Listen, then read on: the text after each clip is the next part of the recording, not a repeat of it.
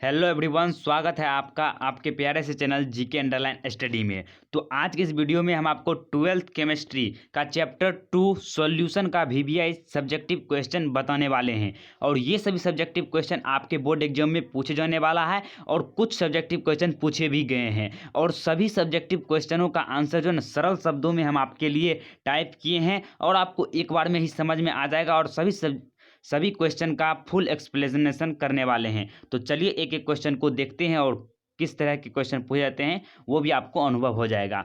तो इसमें first question है सॉल्यूशन चैप्टर में। तो सॉल्यूशन क्या होता है ये अक्सर पूछा जाता है। सॉल्यूशन विलयन क्या है? तो दो या दो से अधिक पदार्थों के समांगी मिश्रण को सॉल्यूशन कहते हैं। एग्जाम्पल में हो गया शरबत, वायु। तो यहाँ पर आता है दो या दो से अधिक पदार्थों के समांगी मिश्रण को। तो समांगी मिश्रण क्या होता है ये बात आ गया। तो पहले मिश्रण जानना होगा। तो मिश्रण जो है ना, दो या दो से अधिक नॉन रिएक्टिंग अर्थात आपस में अभिक्रिया नहीं करने वाले पदार्थों के मिलने से जिस पदार्थ का निर्माण होता है उसे मिश्रण कहते हैं। मिश्रण के दो टाइप्स होते हैं, एक होते हैं होमोजीनियस मिक्सचर एंड एक होते हैं हेट्रोजीनियस मिक्सचर, अर्थात समांगी मिश्रण और एक विसमांगी मिश्रण। समांगी मिश्रण उस मिश्रण को कहते हैं जिसमें सभी अवयव का संगठन एक समान होता है। जैसे शरबत, जब आप जल में चीनी को मिलाते हैं तो जो चीनी है वह जल में उपस्थित अंतरा अणुक स्थान में जाकर समाहित हो जाता है, जिससे उसमें जल जो है ना सदृश हो जाता है। सभी जगह उसका एक ही घटक होता है। आप चाहे ऊपर से निकाल कर पानी पिए या नीचे से पानी निकल गया, आपको सभी जगह मीठा ही अनुभव होगा। जैसे वायु हो गया, वायु में सभी गैसों का समान रूप से वितरण होता है। जैसे हाइड्रोजन, हीलियम, ऑक्सीजन, नाइट्रोजन, ये सभी का मिश्रण होता है वायु में और ये सब समांगी मिश्रण होता है। तो वही दो या दो से अधिक पदार्थों के समांगी मिश्रण को ही सॉल्यूशन कहते हैं। अगर देखिए जब दो या दो से अधिक पदार्थ का रिएक्टिंग हो जाएगा, अर्थात जब रिएक्टिंग कहने का अर्थ है कि अभिक्रिया करे, जैसे कार्बन अगर ऑक्सीजन के साथ अभिक्रिया कर लेगा तो ये CO2 बना देगा, तो ये हो जाएगा कंपाउंड हो जाएगा, ये मिक्सचर नहीं होगा, ये मिश्रण नहीं होगा। तो नॉन रिएक्टिंग सब्सटेंट होना जरूरी है। जैसे बालू प्लस पानी, ये दोनों आपस में अभिक्रिया नहीं करते, ये मिश्रण है लेकिन समांगी नहीं, विसमांगी मिश्रण है, क्योंकि इसका सभी एक समान संगठन नहीं है। तो इस तरह से आप विलयन का परिभाषा बोल सकते हैं कि दो या दो से अधिक पदार्थों के समांगी मिश्रण को विलयन कहते हैं, सॉल्यूशन कहते हैं। होमोजेनियस मिक्सचर ऑफ टू और more substance is called solution. फिर उसके बाद दूसरा प्रश्न है कि अवयव के आधार पर देखिए यहाँ पर थोड़ा सा टाइपिंग में गलत हो गया है। अवयव के विलयता के आधार पर, यहाँ पर होगा विलयता। अवयव के विलयता के आधार पर विलयन के प्रकारों का वर्णन करें। तो अवयव के विलयता के आधार पर विलयन के मुख्यतः 3 प्रकार होते हैं: saturated solution, unsaturated solution and super saturated solution. तो अनसेचुरेटेड सॉल्यूशन असंतृप्त विलयन क्या होता है? तो वैसा सॉल्यूशन होना चाहिए, विलयन होना चाहिए जिसमें और अधिक सॉल्यूट घुलाया जा सके, उसे अनसेचुरेटेड सॉल्यूशन कहते हैं। इसे इस तरह समझ सकते हैं, मान लीजिए एक गिलास है, इस गिलास में पानी है और इसमें आप थोड़ा सा 10 ग्राम चीनी डाले तो वह घुल गया उसमें। तो इसमें अगर आप और चीनी डालिएगा तो इसमें घुलता जाएगा। जब तो इस तरह के सॉल्यूशन देखिए, थोड़ा चीनी डालिए, ये मीठा हो गया शरबत मान लीजिए, और इसमें आप थोड़ा सा और डालिएगा तो वो भी घुल जाएगा। अर्थात ऐसा सॉल्यूशन होना चाहिए जिसमें और अधिक सॉल्यूट घुलाया जा सके, उसी को हम असंतृप्त विलयन कहते हैं। फिर दूसरा है संतृप्त विलयन क्या है?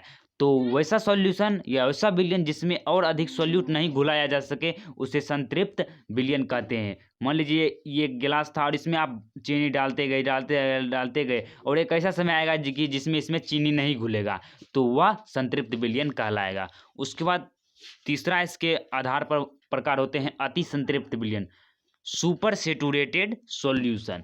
तो बाह्य कारकों ताप एवं दाब में परिवर्तन के कारण यदि विलयन और अधिक विलय को घुलाता है तो इससे बनने वाला विलयन को ही अति संतृप्त विलयन कहते हैं। देखिए ये देखिए अति संतृप्त विलयन होता है ना, वह संतृप्त विलयन ही होता है। इसमें आप नहीं घुला जा सकता है, लेकिन अगर आप इसमें ताप बढ़ाइएगा, इसको अगर आप गर्म कीजिएगा ना, तो इसमें जो है ना सॉल्यूट को घुलाने की क्षमता बढ़ जाता है।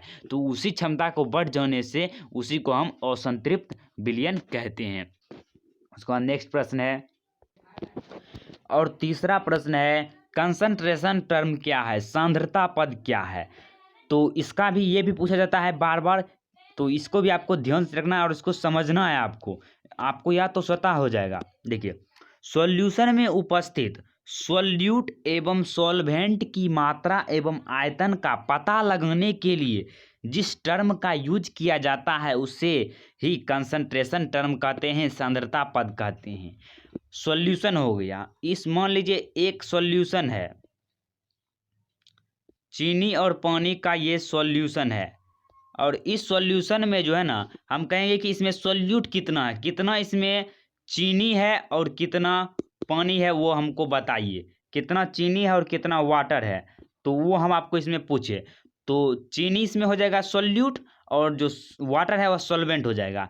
तो इस दोनों की मात्रा का पता लगाने के लिए हम जिस टर्म का यूज करते हैं उसी को कंसंट्रेशन टर्म कहते हैं। एग्जाम्पल में हो गया मोलालिटी, मोलालिटी, तो मोलालिटी क्या होता है, तो 1 केजी सॉल्वेंट में उपस्थित सॉल्यूट के मोल को ज्ञात करने के लिए होता है। 1 केजी वाटर में है ना कितना चीनी घुला हुआ, उसको ज्ञात करने के लिए आप मोलालिटी अर्थात मोललता का उपयोग करते हैं। मोललता क्या है, तो यह कंसंट्रेशन टर्म है, तो इस तरह से कंसंट्रेशन टर्म को आप परिभाषित कर सकते हैं। उसके बाद दूसरा में मोलालिटी ले सकते हैं, और इसमें 2 टर्म आता है, एक सॉल्यूट और एक सॉल्वेंट, तो इसके बारे में भी थोड़ा बता देते हैं आपको। तो ये सॉल्यूट जो होता है वह सॉल्यूशन का वह भाग होता है जो अपनी भौतिक अवस्था का त्याग कर देता है। जैसे पानी में अगर आप चीनी को डालते हैं तो चीनी सॉल्यूट है, क्योंकि यह अपने भौतिक अवस्था को समाप्त कर देता है, अर्थात जल में घुल जाता है, तो यह हो जाएगा सॉल्यूट। या जिसका मात्रा विलयन में कम रहेगा, जो घुल जाएगा विलायक में, उसी को सॉल्यूट कहते हैं। और सॉल्वेंट उस सॉल्यूशन का वह भाग होता है जो सॉल्यूट को अपने अंदर समाहित कर लेता है, अपने अंदर घुला लेता है, उसी को सॉल्वेंट कहते हैं। उसके बाद चौथा प्रश्न है कि मोललता क्या है, मोललता या मोलालिटी, ये भी प्रश्न बहुत ही मजेदार हैं, ये भी पूछे जाते हैं। तो मोललता क्या है, तो 1 केजी सॉल्वेंट में उपस्थित सॉल्यूट के मोल को ही मोलालिटी कहते हैं। तो मोलालिटी को स्मॉल m से सूचित किया जाता है, पहला पॉइंट हो गया। और 1 केजी सॉल्वेंट में उपस्थित सॉल्यूट के मोल को ही मोलालिटी कहते हैं। तो मोलालिटी इक्वल टू होता है मोल्स ऑफ सॉल्यूट, अर्थात सॉल्यूट का मोल। देखिए, सॉल्यूट के लिए हम जो है ना यहाँ पर थोड़ा सा जानकारी ले लीजिए। सॉल्यूट के लिए हम क्या यूज करते हैं जानते हैं, इसके लिए हम यूज करते हैं 2, और जो सॉल्वेंट होता है उसके लिए यूज करते हैं हम 1।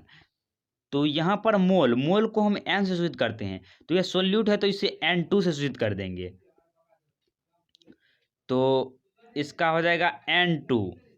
उसके बाद मास ऑफ सॉल्वेंट है तो सॉल्वेंट को हम 1 से सूचित करते हैं और मास को W से, तो इसका हो जाएगा W1। तो N2/W1 मोलालिटी इक्वल टू होता है moles of solute by mass of solvent, और यह सॉल्वेंट केजी में होता है। फिर यूनिट की बात करें मोलालिटी की, तो आपको भी पता है कि मोल का यूनिट मोल ही होता है और द्रव्यमान का केजी, तो मोल प्रति केजी या मोल केजी यूनिवर्स मोलालिटी का यूनिट होता है। इसे इस तरह से नोटेशन फॉर्म में लिख सकते हैं। उसके बाद m बराबर, देखिए जो होता है ना मोल, n बराबर होता है given mole by total mole, given mole by total mole. तो गिवन मोल को हम W2 से सूचित करते हैं और M2 को जो मोलर मास होता है, तो इसका और अन्य फार्मूला हो जाता है W2/M2 इंटू W1 इन केजी। अगर ग्राम में रहेगा तो ऊपर में हम 1000 से गुना कर देंगे।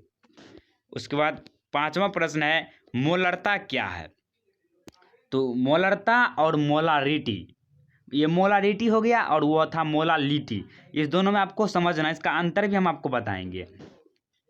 देखिए मोलारिटी ये मोललता से अलग होता है, उसमें 1 केजी सॉल्वेंट की आवश्यकता होती है, लेकिन इसमें 1 लीटर सॉल्यूशन में उपस्थित सॉल्यूट के मोल को ही मोलारिटी कहते हैं। मोलारिटी इक्वल टू होता है, इसे कैपिटल M से सूचित करेंगे, और मोल इसका होता है मोल्स ऑफ सॉल्यूट बटा volume of solution in litre, यहाँ पर लीटर होगा।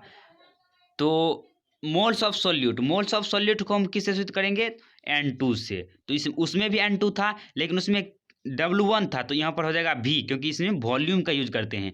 मोलारिटी, रीटी जब आएगा ना शब्द उसमें वॉल्यूम का यूज करना है, तो इसका हो जाएगा शॉर्ट नोटेशन ये हो जाएगा, और इसी को मोल बराबर होता है W2/M2 इंटू का नीचे वाला V हो जाएगा। तो इस तरह से दूसरा इसका हो जाता है। और इसका भी यूनिट होता है, मात्रक होता है मोल प्रति लीटर या मोल लीटर यूनिवर्स। तो इस तरह से सॉल्यूशन का आपको हम टॉप 5 क्वेश्चन करा चुके हैं। इसका नेक्स्ट पार्ट भी आएगा, उसमें भी और क्वेश्चन कराएंगे। इसमें जो है ना इतना ही क्वेश्चन रहने दीजिए, थोड़ा थोड़ा सा ये आपको पढ़ना है, और बूंद बूंद से घड़ा भरता है, तो आपको उसी तरह से पढ़ना है। हम आपको छोटा छोटा पार्ट को अच्छे व्याख्या के साथ बताते रहेंगे। तब तक के लिए जय हिंद, जय भारत।